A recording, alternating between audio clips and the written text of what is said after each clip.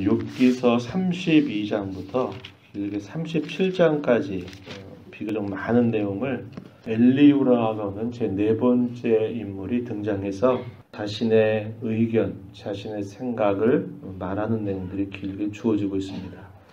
엘리후라고 하는 사람, 여기 말씀해 보니까 아마 가장 젊은 사람인 것 같아요.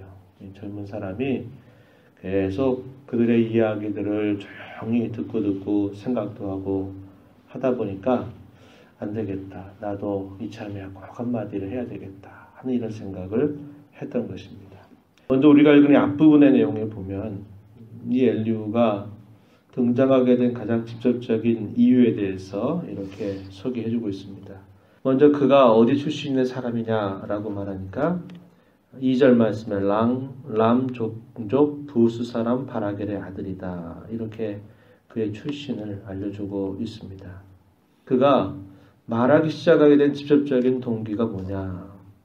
이 엘리후가 봤을 때 욥은 마지막 그가 진술하는 쭉 긴 이야기를 들어보고서 보니까 자기가 대단히 의롭다고 말하고 있구나. 이렇게 판단을 한 것입니다. 그래서 욥을 향해서 화를 낼 때 어떻게 그가 욥에 대해 생각하냐면 2절 끝에 보니까 욥이 하나님보다 자기가 의롭다. 이렇게 여기고 있구나. 이렇게 판단을 한 겁니다.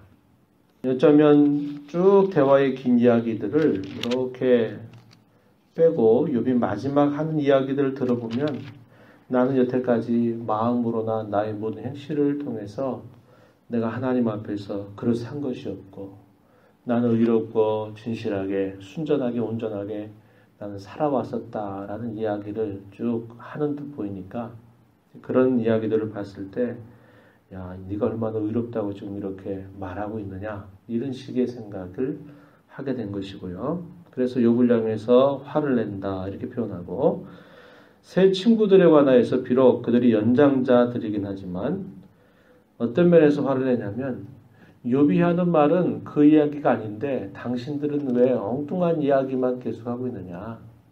욥이 하는 말들에 대해서는 그의 말을 당하지도 못하고 꺾어내지도 못하는 것을 보면서 욥을 향해서 무조건 잘못했으니 회개해라 이렇게 말하는 것에 대해서 그도 부당하게 생각한 것입니다. 그래서 이 새 친구들을 향해서 화를 낸다 이렇게 표현합니다. 3절 말씀에 또 새 친구에게 화를 내면 그들이 능히 대답하지 못하면서도 욥을 정죄함이라 이렇게 표현합니다. 그러면서 그가 이제 말을 꺼내게 되는 것에 대한 이야기들을 쭉 하는데요. 6절에 보면 나는 연소하고 당신들은 연로함으로 뒷전에서 나의 의견을 감히 내놓지 못하였노라. 가장 젊은 자로서 나이가 있는 분들이 나이가 있는 사람들이 하는 말들을 먼저 잘 들어왔었다라고 이렇게 이야기하고요.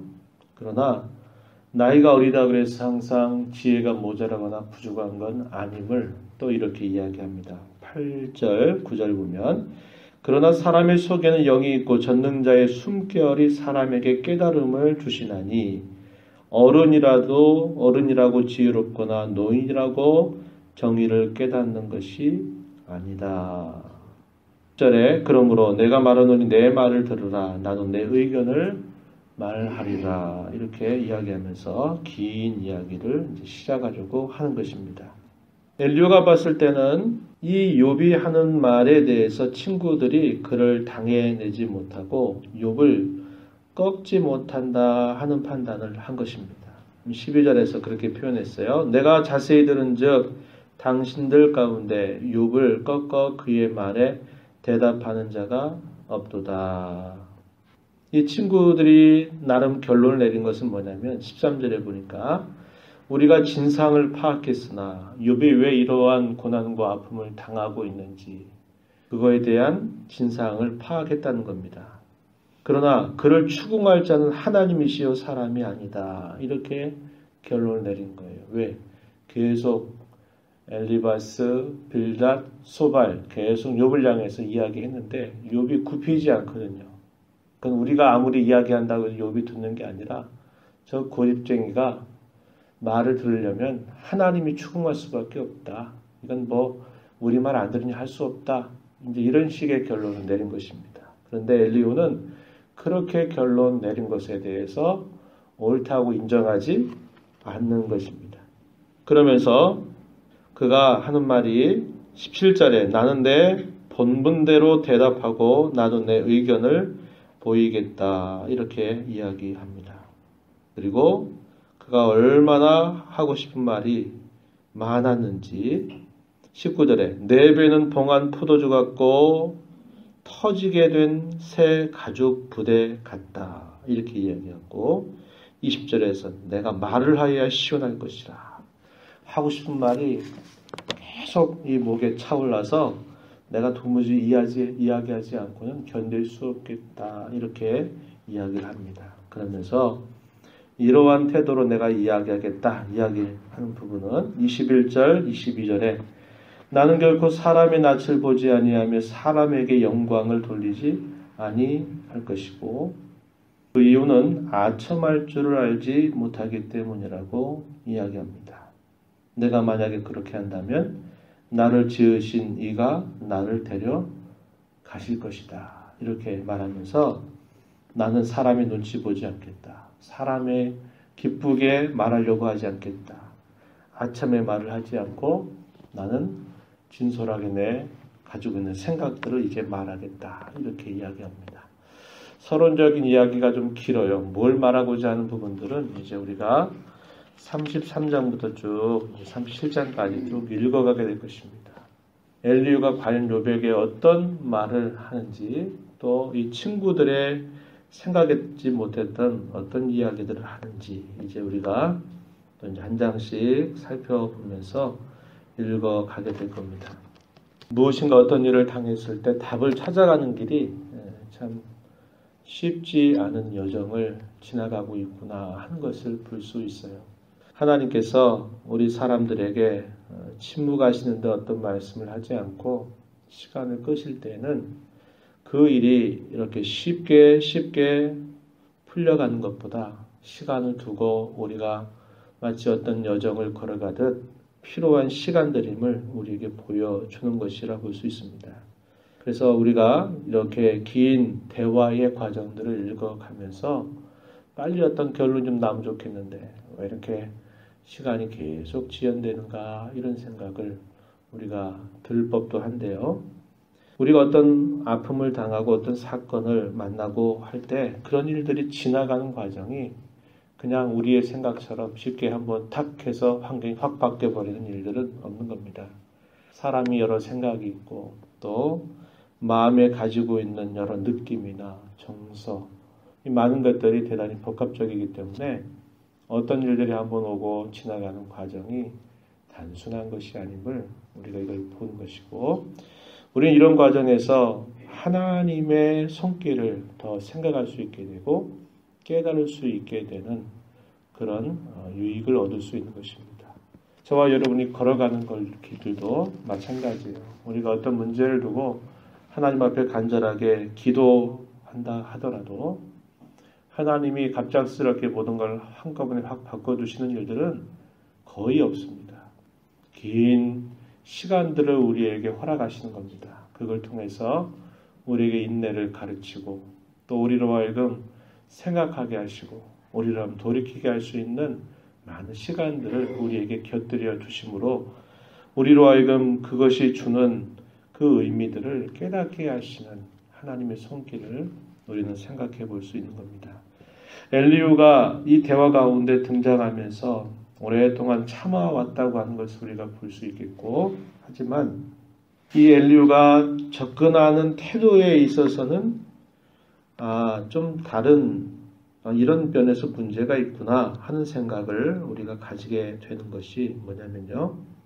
이 세 친구들이 욥을 꺾지 못했다라는 말을 하죠. 엘리후에 접근하는 방법도 물론 욥을 향해서 너는 네가 하는 말 들어보니까 하나님보다도 네가 더 의롭다고 하는구나. 이렇게 지금 그 핵심을 그런 식으로 파악을 한 면도 좀 그렇고 또 하나는 친구들에 대해서 화를 낼 때 도대체 그 욥 한 사람의 이야기를 꺾지 못해서 당해내지 못해서 그러고 있구나. 그러면서 접근을 시작하는 겁니다.